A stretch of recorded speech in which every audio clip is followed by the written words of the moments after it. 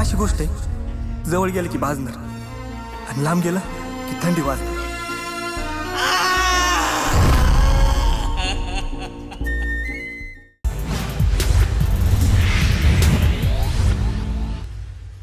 Hi hello नमस्कार, मी दर्शना तांबोई. राजश्री मराठीमध्ये तुमच्या सगळ्यांचं स्वागत. आपल्या स्टुडिओमध्ये आज तिरसाट या सिनेमाची टीम आली आहे आणि नेमका हा सिनेमा काय आहे आणि या सिनेमाचं नाव नेमकं काय सांगतं सगळं जाणून घ्यायचं आहे. आजच्या सिनेमा आणि बरंच काही या सेगमेंटला आपण सुरुवात करूया. सिनेमाची टीम आपल्यासोबत आहे. खूप स्वागत तुमच्या सगळ्यांचं राजश्री मराठीमध्ये. सगळ्यात आधी कसे आहात? मस्त, जोरदार. तेजस्विनी मस्त. कसा आहेस विवेक? सो तिरसाट नावावरनं ऍक्च्युली अंदाजा येत नाहीये काय असेल हा तिरसाट, काय प्रेक्षक पाहतील. टीजर आम्ही पाहिला आता. काय सांगशील नावाची गंमत काय आहे, का हा सिनेमाचं नाव तिरसाटच आहे? तिरसाट नावाची गंमत म्हणजे असं, मुळात प्रत्येकजण कधी ना कधी आयुष्यात तिरसाट असतोच. त्यामुळं सनकी म्हणजे तिरसाट, त्यामुळं सिनेमाचं नाव तिरसाट ठेवण्यामागचं कारण आमचे लेखक जे सर आहेत ते मुळात त्यांनी तिरसाट नाव दिलेलं आहे. त्याच्यामुळं त्या स्टोरीला एक वेगळी गंमत आहे. आणि सिनेमा तुम्ही थिएटरमध्ये आल्यानंतर बघाल त्यातला नेमका तिरसाटपणा काय, त्यावेळेला तो प्रेक्षकांना कळेल तिरसाट काय. अगदी. पण तुम्ही तिघही या सिनेमातनं पदार्पण करताय मराठी सिनेसृष्टीमध्ये. प्रत्येक जण वेगवेगळ्या बॅकग्राऊंडमधनं या सिनेमासाठी आले, अभिनय क्षेत्राकडे वळले. जरा तुमची एक छोटीशी ओळख प्रत्येक जण मला करून द्या. माझं नाव नीरज सूर्यकांत पवार. मी पुण्यात असतो, तर थोडं बहुत थिएटर वगैरे केलेलं आहे. थिएटरचा बॅकग्राऊंड आहे आणि शॉर्ट फिल्म्स म्हणजे डेब्यू ह्या फिल्ममधून आहे. आता परत बाकी वेबसिरीज वगैरे थोडं बहुत केलेलं आहे. त्या बॅकग्राऊंडमधून मी आलेलो असं आहे. आणि तू प्लेयर सुद्धा आहे, सायकल वगैरे पण चालवतोस असं मला कळलंय. हो, प्लेयर आहे. नॅशनल प्लेयर होतो मीच, बऱ्यापैकी नॅशनल झालेले आहेत. आणि त्या बॅकग्राऊंड नंतर मग या फील्डमध्ये इन झालो. त्यानंतर हा सगळा प्रवास आता सुरू झालेला आहे त्या हिशोबाने. तेजस्विनी, म्हणजे तू बरंच एअर होस्टेस आणि CA असं बरंच काय काय आहे ना तुझ्या वाटत? एअर होस्टेसचा कोर्स केलाय, त्यानंतर मी CA सुद्धा केलेलं आहे. मी ॲमेझॉनला जॉबही केला आहे. माझं खूप फील्ड वेगळं आहे आणि हे पूर्ण वेगळं फील्ड आहे. एक आवड निर्माण झाली म्हणून मी इकडे आले. मग थिएटर वगैरे केलं आणि मग ही गोल्डन अपॉर्च्युनिटी मिळाली मला, जिथे आता आम्ही सगळ्यांनीच परफॉर्म केलं आहे. तर ते प्रेक्षकांवर आहे की ते किती आम्हाला रिस्पॉन्स देत आहेत. विवेक, तुमच्याबद्दल सांगा. मी पुण्यामधलाच आहे, पुरंदर तालुक्यातला. खेडेगावातील मी एक मुलगा आहे आणि आवड होती शिक्षणापासून, याची आवड होती. मग गॅदरिंग वगैरे, स्टेज वगैरे करायचो आणि याच संघर्षातून मग मी या फिल्म सिटीमध्ये आलो आणि स्ट्रगल करत असताना क्लास 1 फिल्मच्या माध्यमातून मला हा रोल भेटला आणि चालू झालं माझा फर्स्ट डेब्यू आहे या चित्रपटामध्ये. क्या बात. अगदी. पण म्हणजे तिघांसाठी हा प्रश्न आपण नीरजपासून सुरुवात करूया. जेव्हा या सिनेमाची कथा पहिले तुम्हाला ऐकवली गेली होती, काय पहिला थॉट आला होता कथा ऐकल्यानंतर? काय आवडलं सगळ्यात जास्त कथेबद्दलचं? मुळामध्ये कथा ऐकल्यानंतर थॉट आला होता की जे कॅरेक्टर आहे सिनेमामध्ये, ते कॅरेक्टर एक साईडला जाताना माझा स्वभाव दुसरीकडे, त्यामुळे दोन्ही विरुद्धार्थी होते. मग तो पहिला थॉट की तिरसाट, जो आयुष्यामध्ये अजून तरी मी कधी स्वतःला अनुभवलेला नाही तिरसाटपणाने, त्यामुळं तो पहिला टास्क होता. नंतर कथा इतकी जबरदस्त आहे जे लेखकांनी लिहिलेली आहे. दिग्दर्शन आमचे प्रदीप सरांनी केलेले आहे, मंगेश सर आहेत. तर त्याच्यानंतर स्टोरी डेव्हलप होत गेली. मग हळूहळू डेव्हलप होता ते कन्व्हर्जन झालं सगळ्या कॅरेक्टर्सचं. पहिल्यानंतर बरेच काही ऑडिशन्स वगैरे झाले, ऑडिशन्समधून राऊंड्स झाले. म्हणजे आत्तापर्यंत बऱ्यापैकी ऑडिशन्स दिलेत, पण ऑडिशन्समधून पेअर ऑडिशन आम्ही कधी बघितलेले नव्हते. तर पेअर ऑडिशन प्रोडक्शन थ्रू घेतले गेले. मग ते स्लॉट्समध्ये सगळे सिलेक्ट झाले. मग आम्ही सगळे सिलेक्ट झालो. जवळपास 700-800 सिमूल होती. त्यातून मग 2-4 जण 8-10 जण राहिलो शेवटी. नंतर मग स्टोरीचा बेस पूर्ण वाढत गेला आणि डेव्हलप झाली पूर्ण तिरसाट. तेजस्विनी, डेब्यू आहे या सिनेमातनं. आपला डेब्यू सिनेमा असा असावा हे कधी ठरलं आणि काय सगळ्यात जास्त आवडलं या सिनेमाबद्दलचं? मला एक छोटासा किस्सा सांगायला आवडेल. जेव्हा मी ऑडिशन वगैरे दिली त्यावेळेस खूप सारे राऊंड्स होत होते आणि लास्ट राऊंड होता आमचा. आणि सगळेजणं, म्हणजे आम्हाला एक स्क्रिप्ट मिळाली होती, तर त्या स्क्रिप्टनुसार सगळेजणं करत होते. पण नंतर माझी एनर्जी पूर्ण डाऊन झाली. मला खूप भूक लागली होती.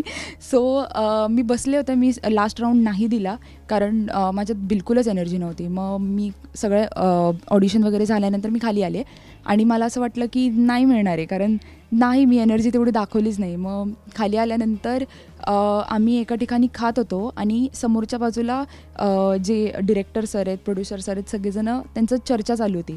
मग त्यांनी मला बघितलं आणि त्यांनी मला बोलवून घेतलं आणि तिकडे माझं सिलेक्शन झालं की हां तू हा रोल करतेस. मग तेव्हा त्यांनी मला स्टोरी 1 लाईनमध्ये वगैरे सांगितली. नंतर ते माझ्या घरी येऊन रीतसर परमिशन वगैरे घेतली घरच्यांकडून की असं असं आम्ही करतो आहे.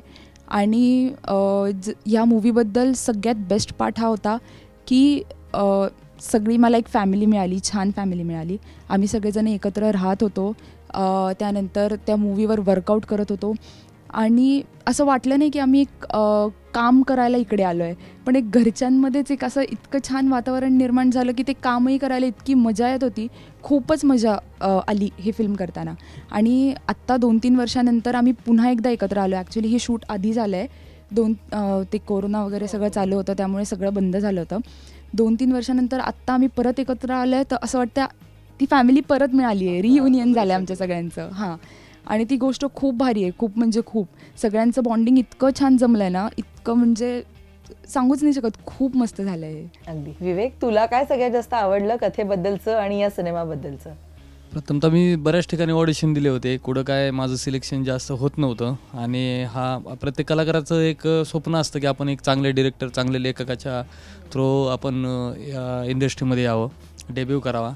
तसं मी जे आमचे क्लास 1 फिल्मचे जे निर्माते आहेत आणि जे या चित्रपटाचे लेखक आहेत दिनेश सर किरवे आणि प्रदीपदादा टोनगे जे डिरेक्टर आहेत, की एक नामांकित डिरेक्टर होते. आणि इच्छा होती ज्यावेळेस ह्याचं ऑडिशन पडलं राष्ट्रीय सेवा दलला पुण्यामध्ये, तर ते ऑडिशनचं ज्यावेळेस मला समजलं, मी बघितल्यानंतर मला अशी इच्छा झाली की आपण पण या ठिकाणी या चित्रपटात जर सिलेक्शन आपलं झालं तर खूप चांगलं होईल. कारण त्याच्या आधी 3-4 वर्ष मी स्ट्रगल करत होतो इंडस्ट्रीमध्ये. आणि त्या दिवशी मी राष्ट्रीय सेवा दलला ऑडिशन दिलं. ज्यावेळेस स्क्रिप्ट माझ्या हातामध्ये आली, तर त्याच्यामध्ये जो पार्ट स्क्रिप्टचा मला दिला होता, तर तो त्याच्यावर समजलं होतं मला की हा खलनायक आहे. आणि तो करत असताना ॲक्च्युली माझ्या स्वभावाप्रमाणेच मला स्क्रिप्ट आली होती. त्याच्यामुळं मला ते काय मी करत गेलो, नॅचरल ॲक्टिंग होते आणि त्याच्यात जे लिहिलं होतं ते मी करत गेलो. आणि त्या पद्धतीने मी जो व्हिलन केला त्याच्यामध्ये, आणि तो खूप छान झाला. खूप धन्यवाद किरवे सर आणि प्रदीप दादा की ज्यांच्यामुळे मला हा रोल मिळाला. आणि आता 20 तारखेला येतोय, पाहूया काय. अगदी. पण तुमच्या प्रत्येकाच्या भूमिका नेमक्या काय आहेत सिनेमातल्या, आणि रिअल लाईफ आणि रिअल लाईफ किती डिफरन्स आहे भूमिकांमध्ये आणि तुमच्या रिअलमध्ये, तेही सांगा. ॲक्च्युली याच्यामधली जी भूमिका आहे, मी चैत्य नावाचं कॅरेक्टर प्ले करतो या मूवीमध्ये, तर तो जास्त वाढीव आहे. म्हणजे काय एखादी गोष्ट करायची असेल तर त्याचा काही संबंध नाही त्या गोष्टीशी, परंतु तो मोकार वाढीवपणा करत असतो. आणि जास्त ओव्हर की कोणी आला तरी तो त्यांच्यापुढे तुच्छच आहे. आणि म्हणजे जो आमच्या कथेचा जो नायक आहे त्याचा वास्तविक आमच्याशी जास्त फक्त त्रास देणे एवढाच या मूवीमध्ये आमचा संदर्भ त्याच्याशी जोडला गेला आहे. आणि त्यातली जी भूमिका आहे ती खूप म्हणजे ॲक्च्युली तिरसाट, मी खरं गावाकडून आल्यामुळं मी थोडाफार तिरसाट होतोच, आणि त्याच्यात भूमिकेमुळे अजून तिरसाट झालो. आणि ती भूमिका फुलवली आणि ती माझ्या स्वभावाप्रमाणे मला मॅच झाली आणि त्या पद्धतीने मी तो रोल केला. तेजस्विनी? माझी समीक्षा नावाची ही भूमिका आहे, समी म्हणत असतात तिला. ती खूप शांत, त्यानंतर अशी स्टुडियस मुलगी जी आपण म्हणतो, तिचे लाईफ प्लॅन्स खूप वेगळे असतात. त्यानंतर प्रेमाबद्दलचे विचार खूप वेगळे असतात. खूप शांत मुलगी दाखवली आहे. आणि जी तेजस्विनी रिअल लाईफमध्ये ती अजिबात शांत नाही आहे. ती खूप मस्तीखोर आहे, याच्या खोड्या काढ त्याच्या खोड्या काढ, खूप वेगळं आहे. त्यामुळे मला थोडंसं जड जात होतं, कारण आम्हाला एक चौकट दिली होती दोघांना की त्या चौकटीत आम्हाला काम करायचं होतं. त्याच्या बाहेर आम्ही जाऊ शकत नाही, कारण ते आमच्या कॅरेक्टरला जातच नव्हतं. सो मग थोडं जड झालं. पण जे आमचे लेखक आहेत दिनेश किरवे सर आणि डिरेक्टर आहेत पॅडी सर, त्यांनी आम्हाला इतकी हेल्प केली. लिटरली जर सीन समजला नाही किंवा काही झालं ना की ते येऊन सांगायचं आहे की हे बघ, हे असं नाही होते, नीट नाही होते, तू असं कर, तू तसं कर. किंवा मग तू हे लिही, की तुला नाही कळत आहे ना तर तू लिही, बुकवर लिही, किंवा मी सांगतो आहे ते लिही आणि ते डोळ्याखालून काढ. इवन आम्ही रात्रभर तो सीनही करायचो, जोपर्यंत होत नाही तोपर्यंत झोपायचं नाही. असं आम्ही केलेलं आहे वर्कशॉपला. खूप मस्त झालं. आणि अगदी. नीरज? कॅरेक्टर तर म्हणजे जबरदस्त तर होतंच, कारण की हे कॅरेक्टर असं आहे की लास्ट बेंचर वर्गातला तो असं आहे की तो मुलांची तर छेड काढतोच, पण मुलींची पण काढतो, मुलींना पण सोडत नाही तो. अशा पद्धतीचं ते कॅरेक्टर आहे. आणि गावात एखादा असतो ना की बळच एखादा उतारून जोरात सायकल चालू, त्याची ते तार वाजवते, त्याचे स्पोक बिक ते हॉर्न बिन मारते, तशा पद्धतीचं ते कॅरेक्टर होतं. त्यामुळं एकदम वेगळा टास्क होता. आणि आमचे सरांनी आमच्याकडून करून घेतलं. लिटरली एखादा सीन आम्ही सुरुवातीला त्रास होत होता म्हणजे करायला, की कन्व्हर्जन लगेच होत नाही कॅरेक्टरचे. तर डिरेक्टर सर, लेखक सर आता सांगितलं की ते लिमिटेशन्स होते. आम्ही एखादं सीन करून दाखवायचो, म्हणायचे हे अरे असलं नाही रे, हे असलं नाही, वेगळं काहीतरी आहे. असा आमचा सीन व्हायचा. जवळपास लिटरली बरेच दिवस आम्ही प्रॅक्टिस केली. 20-25 दिवस आम्ही सगळे एकत्र राहिलो. एक फॅमिलीवर वातावरण तयार झालं आमच्या सगळ्यांचंच त्यावेळेला, आणि ते अजूनही तसंच आहे. आणि सिनेमानंतर पण आयुष्यामध्ये असं असतं की आपण एखादी पहिली गोष्ट ज्या वेळेला करतो ती आयुष्यभर लक्षात राहते. त्यामुळे ही संपूर्ण टीम किंवा हा सिनेमा आयुष्यभर लक्षात राहील आमच्यासोबत प्रेक्षकांना सुद्धा.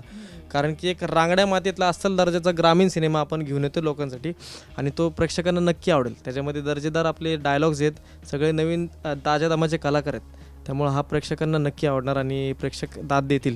अगदी. पण तुमच्या तिघांचाही डेब्यू आहे या सिनेमातनं, आणि पडद्यामागे पडद्यावर अनेक गोष्टी घडत असतात, सोप्या कठीण दोन्ही असतात. हा सिनेमा तिरसाट हा सिनेमा करताना एक गोष्ट जी तुमच्या तिघांना कठीण वाटली किंवा जरा चॅलेंजिंग वाटली तर ती कोणती होती? चॅलेंजिंग तर बऱ्यापैकी म्हणजे रोमॅन्टिक सीन जास्त चॅलेंजिंग वाटतं. विलनसोबत जास्त काय होत नव्हतं, म्हणजे आम्ही कॅरी ऑन करायचो. कारण की आमच्यामध्ये व्हायचं असं की ज्या वेळेला एखादा सीन लागायचा तर चुरस असायचं आमच्यामध्ये, तू भारी का मी भारी, असं ते व्हायचं त्यावेळेला. आणि ज्या वेळेला फाईट सिक्वल असायचं आमचा, ते रीलवरची नाही तर आमची रिअल भांडणं व्हायची त्यावेळेला. म्हणजे रिअलिस्टिक आम्ही करायचो, अरे तू भारी का, आणि सकाळी भांडणं करायचो आणि रात्री रूमवर गेलो की एकमेकांचे हातपाय दाबायचो, अरे दुखतंय का रे, दुखतंय का, अशी तरा व्हायची आमची. तर ते होते. आणि रोमॅन्टिक सीनला जरा जास्त ऑकवर्ड फील व्हायचं. काही काही सीनला तर असं व्हायचं. एक आमचा लास्ट सीन होता, परत आमची एक आठवण झाली. एक त्या हिरोईनला हिरो येतो, तो मिठी वगैरे मारतो, आणि नेमकं त्या लास्ट क्लायमॅक्सचा सीन होता. तर त्या सीनलाच नेमकं आमचे पप्पा येऊन उभं राहिले.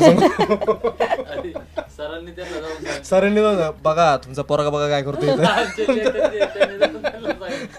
अशी तर. मग तिथं अक्षरशः म्हणजे कधी सीन उरकतोय असेल.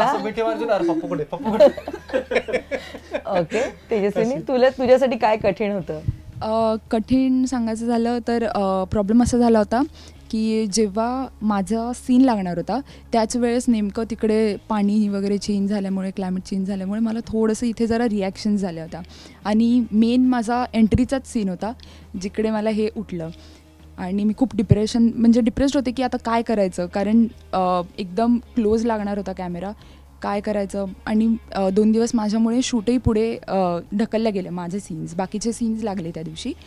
पण मग प्रॉब्लेम असा झाला की मी करू काय. मी दवाखान्यात जाऊन आले पण ते एका दिवसात बरं होणारं नव्हतंच.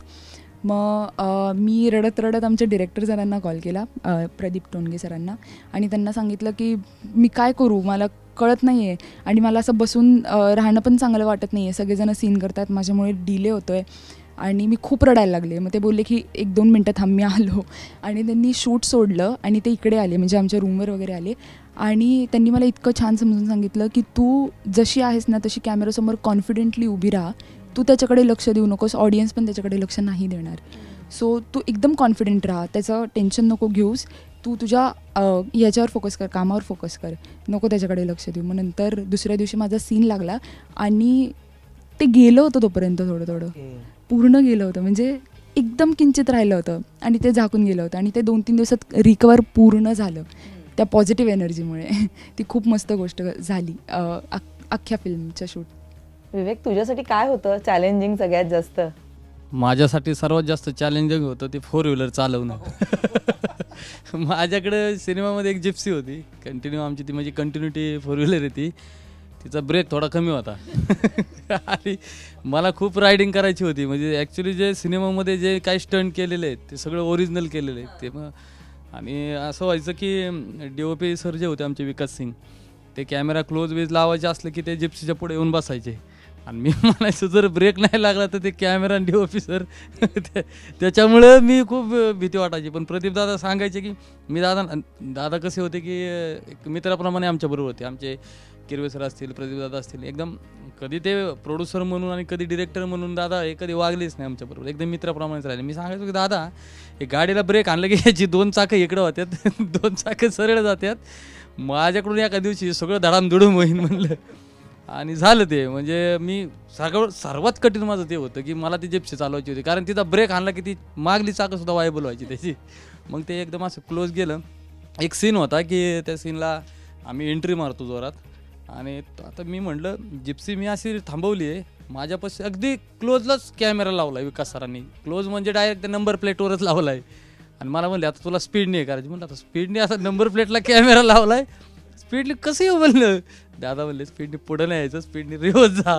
पण म्हणलं या गाडीचं काय सांगता येणार, रिवर्स नाही पाडला भेटला तर कुठं उडायचं सगळं म्हणलं. मग तो रिवर्स टाकून सरकन मागे गेलो मी, मग तो त्यांनी तो शॉर्ट एडिट केला. सगळ्यात भयानक खूपच म्हणजे तुम्ही अगदीच खूप स्टंटबाजी आणि स्टंट केलेत आणि खूपच स्ट्रगल आहे तुमच्या सगळ्यांचं. पण म्युझिक सुद्धा खूप इम्पॉर्टंट भाग असेल या सिनेमाचा. नीरज मला म्युझिक बद्दल सांग. म्युझिक खरं तर आमचे पी शंकरम दादा आहेत, परत निलेश कटकेत आमचे, परत प्रदीप सर जे आमचे सिनेमाचे डिरेक्टर आहेत त्यांनी एक गाणं लिहिले वरद स्पेशलिस्ट, आणि लिरिक्स आमचे निलेश कटकेत त्यांनी लिहिलेले फरमान आले, आणि त्याला चांगलं संगीत म्हणजे पी शंकरम दादा यांनी दिलेले आहेत. आणि लिटरली जेव्हा गाणं आम्ही आता बऱ्याच ठिकाणी प्रमोशन्सला वगैरे जातो तर आपण जाऊन थांबतो आणि तिथं ऑलरेडी आपलं गाणं लागलेलं असतं, असं होतं. आणि कित्येक वेळा असं पण होतं प्रसंग की एखादं फोटो वगैरे काढायला येतो आणि मग त्यावेळेला म्हणतात गाणं वगैरे लागतं. तर एक किस्सा सांगतो. आम्ही एका ठिकाणी गेलो होतो प्रमोशनसाठीच, तर एक शाळेतली कॉलेज 11वी-12वीची मुलगी असेल ती, तर तिला गाणं लागलं. तर ती त्याच्या जोडीदार म्हणलं अरे हे त्या गाण्यावाले आहेत, हे ओरिजिनल आहेत काय गाण्यातले? म्हणलं हा ओरिजिनल आहेत का? अरे ही कॉलर ट्यून लावली मी माझ्या मोबाईलला, हेच आहेत का ते? म्हणलं हां तेच आहेत. मग ती येऊन फोटो वगैरे काढला आम्हाला. म्हणजे लिटरली असं बघितलं की छान वाटतं. आणि ते गाणं पूर्ण एनर्जेटिक आहे, लवेबल सॉन्ग आहे आणि खूप खूप आवडतं ते. असं कधी बघताना समोर वाटत नाही की आपणच येत ते, त्यामुळे असं पहिलं प्रेम आठवतं सगळ्यांना ते गाणं. हो ते गाणं ऐकल्यानंतर, त्यामुळं त्या पद्धतीचं ते गाणं झालं. परत वरद स्पेशलिस्ट म्हणजे ते एव्हरग्रीन ते सुद्धा गाणं आहे. कारण की वरद स्पेशलिस्ट म्हणजे बघा ना, एक शब्द जरी आपण घेतला तरी पण तो असं अट्रॅक्टिव्ह वाटतं काय वरद स्पेशलिस्ट. त्यामुळं ते गाणं जेव्हा ऐकाल तेव्हा तो फुल एनर्जेटिक आहे आणि त्याला चांगले व्ह्यूज पण गेलेत. एक आठवड्यात जवळपास 1,00,000-1.25 लाखांच्या वर दोन्ही गाण्यांनी व्ह्यूज गेलेत. त्यामुळं दोन्ही गाणे प्रेक्षकांच्या पसंतीत येतात ते.